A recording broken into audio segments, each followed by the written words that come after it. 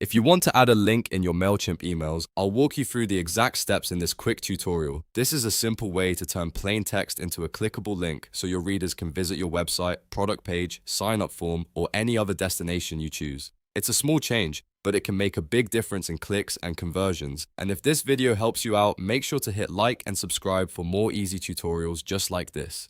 Let's jump in.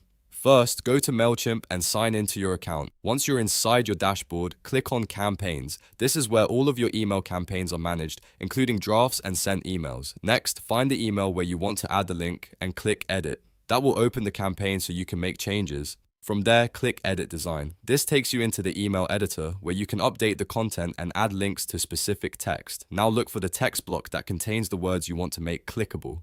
Click on the text, then highlight the exact words or phrase where you want the link to appear.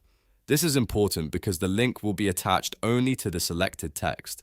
After selecting the text, click Add Link. Mailchimp will open a link field where you can paste the URL you want to use.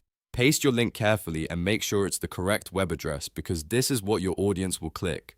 Once the link is pasted, click Save to apply it. At this point, your text should now be linked inside the email. Before you finish, take a moment to review everything and make sure the link looks right and points to the correct page. Then click Save and Exit to store your changes and leave the editor. That's it. Your Mailchimp email now has a clickable link. You've just learned how to add a link in Mailchimp emails in a few easy steps, and this process works great whenever you want to guide subscribers to a website, offer, or special page. If this tutorial helped, please give it a thumbs up, subscribe to the channel, and leave a comment if you want to see more Mailchimp tips and email marketing tutorials. Thanks for watching, and I'll see you in the next one.